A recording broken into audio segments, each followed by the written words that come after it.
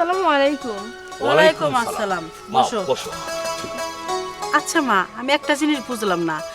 আমি তোমাকে দেখতে আইছি আর তুমি বোরকা পরে মাস্ক পরে আইছো, মানেটা কি? ভাবি, আমরা কি মস্কারি করতে আসছি নাকি? পাত্রী দেখতে আসছি। পাত্রী দেখবো সম্পূর্ণ মুখ চুল সব যাচাই করে, তা না করে মুখ ঢাকা বোরকা পরা যেগুলো তো এইভাবে দেখিনি পাত্রীবাসী দেখে। আপা আসলে হয়েছে কি, আমার মেয়েটা পরহেজগার পদ্মাশীল, ও কাউরে মুখ দেখে না, তাই বোরকা পরে আইছে। বুঝছি আপনার মেয়ে পর্দা করে, তাই বলে আমার ছেলের জন্য আমি পাত্রী দেখতে বেড়াইছি, আমি মুখটা দেখবো না, যাচাই বাছাই করবো না? এটা একটা কথা? আমি না দেখে আমার পোলার বউ কইরা নিয়ে যাবো আমি? হ্যাঁ, আমার বউ ঠিকই বলছে। যাচাই বাছাই ছাড়া কি আমার ছেলেকে বিয়া করবো? একটা মাত্র ছেলে আমার, মুখ দেখবো চুল দেখবো সব কিছু দেখবো। অবশ্যই কোনো ঘাবলা আছে। আহা, আপনারা খামাখা রাগ করতেছেন, রাগ করেন না। আমার মেয়েটা পদ্মাশীল, আমি তো প্রথমেই বললাম। আপনারা একটা কাজ করেন, যদি মুখ দেখতেই চান আপারে পাঠিয়ে দেন, আপা যায় দেখে আসুক। আর একটা কথা, আপনার যদি কিছু জিজ্ঞানির থাকে এখানেই জিগাইতে পারেন। আপনি এটা কেমন কথা কইলেন? যে ছেলের সাথে বিয়ে হবো, সারা জীবন ঘর সংসার করবো, মুখ দেখতে পারবো না, কথা কইতে পারবো না, সে বিয়ে করব না। আর যদি পাত্র মাই এক নাই দেখে, তাহলে আমরা কেমনে আনলাম? আহা, তুমি একটু চুপ থাকো। আগে মেয়ের মুখটা আমি আগে দেখি, দেখে তোমাকে ভালো মন্দ জানামুনি। চলো তোমা, আগে মুখটা দেখে নেই।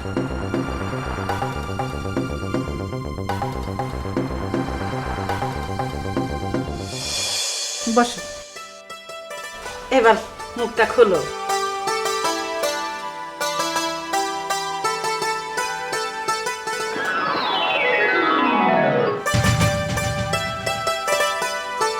মাশাআল্লাহ, এ তো না আসমানের পরী। তুমি এত সুন্দর, আমি কি দেখলাম, আমি তো অবাক হয়ে গেলাম। আচ্ছা মা, তোমার নাম কি? আমার নাম পরি। তোমার নাম পরী? তুমি দেখতে পরীর মতন।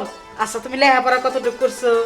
অনার্স ফাইনাল ইয়ারের রানী। মা, তুমি জেনারেল লাইনে লেখাপড়া করে তুমি এত পর্দা করো? তুমি যদি চাইতে তোমার এই চেহারাটা ব্যবহার কইরা, তাহলে মিস বাংলাদেশে তুমি প্রথমে অ্যাওয়ার্ডটা তুমি পাইতে। আন্টি, আপনার প্রথম প্রশ্ন ছিল আমি জেনারেল লাইনে পড়াশোনা করেও কিভাবে পর্দা করি। আন্টি, আমরা মুসলিম জাতি, প্রত্যেকটা মানুষের জন্য নামাজ পড়া যেমন ফরজ, নারীদের জন্য পর্দা করাও ফরজ। তাই আমি পর্দা করি। আর আপনি কি বললেন?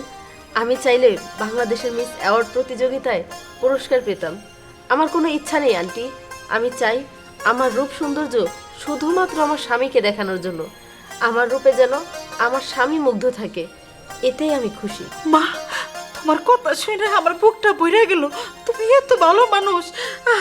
আল্লাহ আল্লাহ যে এত সুন্দর একটা মেয়ে আমার ছেলের কপালে দিব, আমি আমি কল্পনার বাইরে। মারে, আমার খুব স্বপ্ন ছিল যে এইরকম একটা মেয়ে জানি আমার ছেলের বউ হয়, কিন্তু আল্লাহ যে আমার স্বপ্নটা পূর্ণ করবা তো তাড়াতাড়ি, আমি বুঝতে পারি নাই। আন্টি, ধৈর্য হারা হবেন না। ওই উপরওয়ালা যদি আপনার ছেলের কপালে আমাকে লিখে রাখেন, তাহলে অবশ্যই একটা স্বপ্ন পূরণ হবে। লেখা রাখছে। তুমি চলো, মুখ ডাকো, কারো দেখাবো না। তুমি আমাকে ছেলে ছাড়া কারো দেখাবো না মুখ। চলো।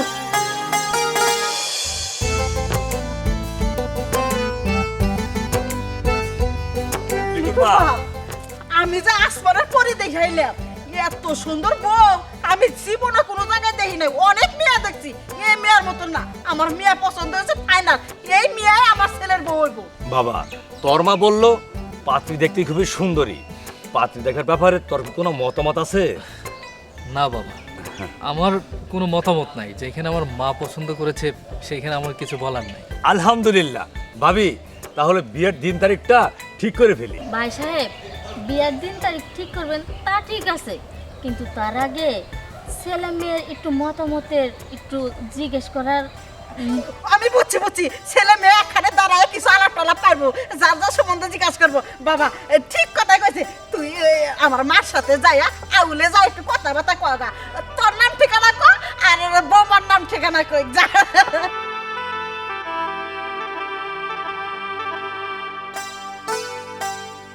জানো না, মিয়াটা যখন মাস্কটা খুললো, যে সুন্দর মনে হয় যে একবারে খালি সূর্যের আলো যেমন পুরুত করে বাইরে ওইরকম করে মুখটা বাইরে হয়েছে।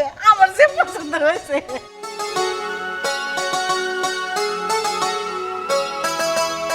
মার কাছে শুনেছি আপনি দেখতে অনেক সুন্দর। আপনি যদি আপনার মুখটা একবার আমাকে দেখাতেন।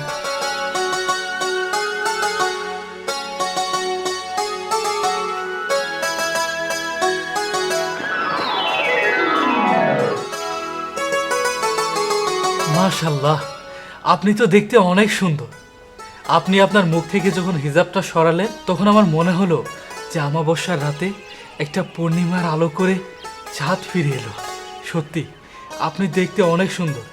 আমার তো মনে হচ্ছে আমি একটা পরীর সঙ্গে কথা বলছি। যাই হোক, আপনাকে আমার কিছু জিজ্ঞাসা করার ছিল, দয়া করে সত্যিটাই বলবেন।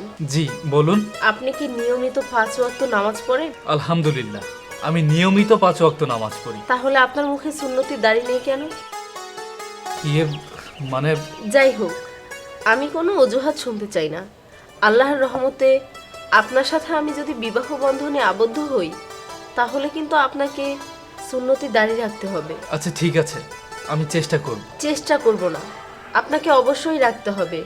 বলা চলে এটা আমার প্রথম শর্ত। আচ্ছা ঠিক আছে, আমি মেনে নিলাম। আশা করছি সুন্নতি দাড়ি রাখার সম্পর্কে আপনাকে আর বুঝিয়ে বলতে হবে না। অবশ্যই, সেটা আমি জানি। আমাকে বিয়ে করতে হলে আমার আরও কিছু শর্ত আছে, অবশ্যই আপনার বাবা মার কাছে শুনে আমাকে জানাবেন। আপনার শর্তগুলি আমাকে বলেন, বাবা মার সাথে না হয় আমি পরে কথা বলে নিব। শুনুন, আপনি যদি আমাদের বিয়েতে অনুষ্ঠান করেন, সেখানে অনেক লোকজন আসবে।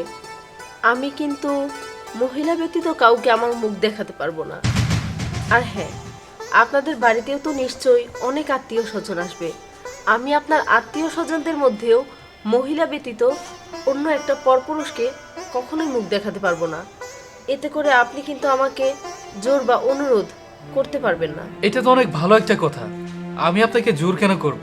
আর তাছাড়া বিয়ের পরবর্তী সময়ে আমি সবকিছু ম্যানেজ করে নিব। আর হ্যাঁ, আমার শেষ কথা, আমি এখন অনার্স ফাইনাল ইয়ারে পড়ছি। আমি আমার অনার্সটা শেষ করতে চাই। অবশ্যই পড়বেন। আপনার পড়াশোনার জন্য যতটুকু সহযোগিতা করা দরকার আমি আমার থেকে করে যাব।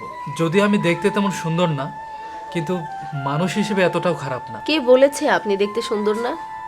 আপনি দেখতে মাশাল্লাহ অনেক সুন্দর। যাই হোক, আপনি এই কথাটা বলতে গিয়ে হয়তো বা একটু লজ্জায় পড়ে গিয়েছেন, তবে আমার একটা কথা বলার ছিল।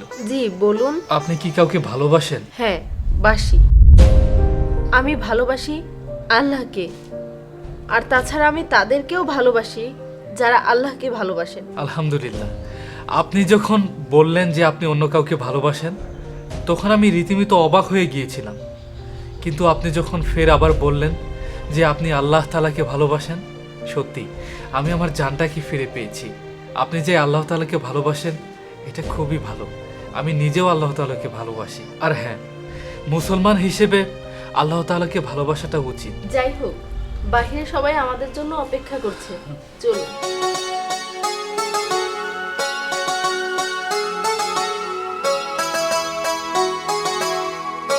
বাবা, মেয়ে কি তোর পছন্দ হয়েছে? জি বাবা, পছন্দ। আলহামদুলিল্লাহ। তাহলে বাবু সাহেব, শুক্রবারে কিন্তু বিয়ের তারিখটা থাকলো, ঠিক আছে? আমরা এখন আসি। বিয়ে সাহেব, তাহলে বাড়ির ভিতরে যায় একটু শরবত। না না, একবারে খাবো। চলো চলো চলো।